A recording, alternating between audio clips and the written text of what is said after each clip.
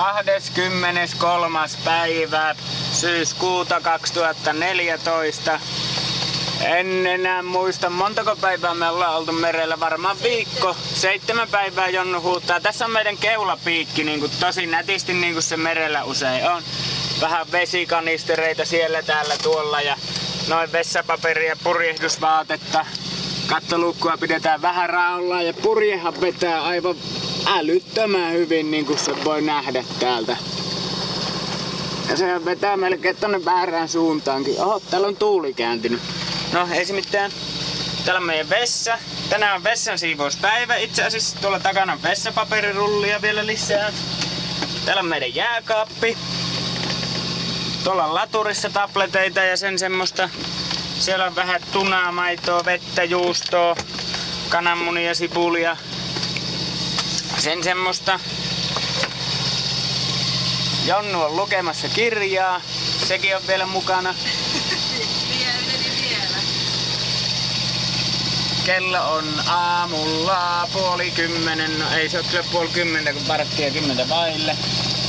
Ja ilman painettakin täällä on.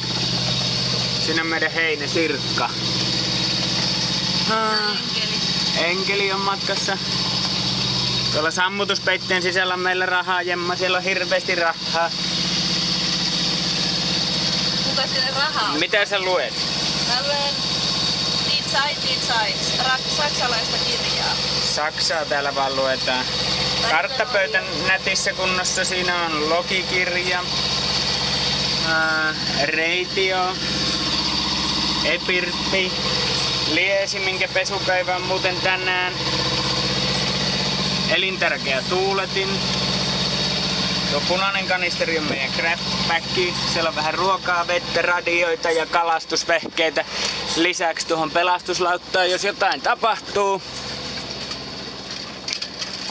Joo. Tuulihan on erinomainen. Siis jos tuosta Suomen lipusta nyt yrittää katsoa, että miten paljon täällä tuulee, niin voin sanoa, että ei täällä kovin paljon tuulee.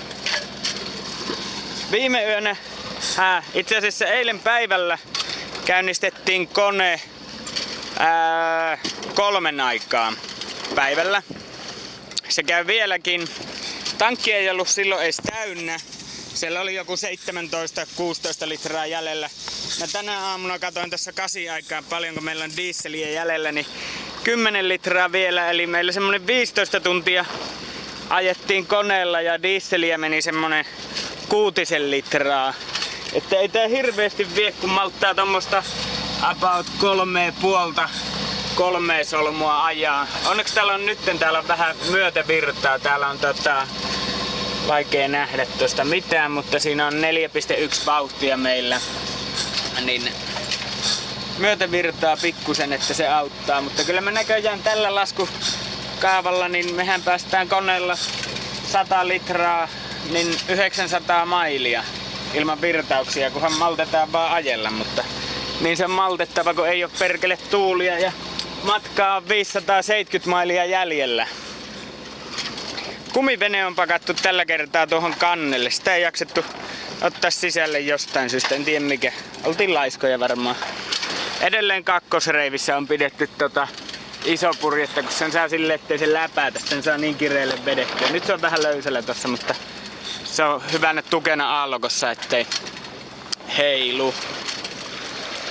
Mutta muuten tää päivä näyttää, että ei täällä paljon purjehtimaan ruveta.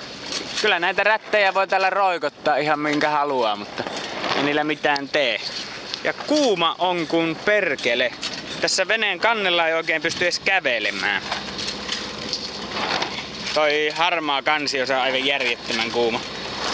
Sitten meillä kun on nämä tiikit tässä avotilassa, niin tämän muovin alla, tässähän on luukku, niin siinä on käytetty siinä luukussa testimielessä Pilteeman tiikin saumausmassaa. Ja se on niin hyvää tavaraa, että se sotkee kaikki paikat mustiksi. Se täytyy tehdä kokonaan uusiksi, poistaa massat ja laittaa uusiksi. Kun tein tuommoisen kokeellisen testin, että miten hyvää tuo Pilteeman tavara on. Ja eihän se nyt kovin hyvää oo.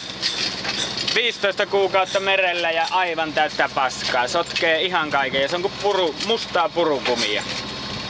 Ja Niin, tänä aamuna nähtiin jopa yksi laiva Aississa. Ei siis oikeesti nähty, mutta meidän laitteet näki. Se meni 8 mailin päästä jostain tuolta ohi, mutta ei se näkynyt. Singaporelainen rahtilaiva se oli. Niin semmoset on tän päivän mietteet. Ja tänään on ruokana tunaa jonkun kanssa, en tiedä vielä minkä. Nam. Keittoa. Tunakeittoa joo. Otettiin oikein näppärät selkäfileet siitä tunasta ja me saadaan hirveän hyvät herkkuruuet tänään. Videoidaan lisää, jos on tänään jotain mitä kertoa.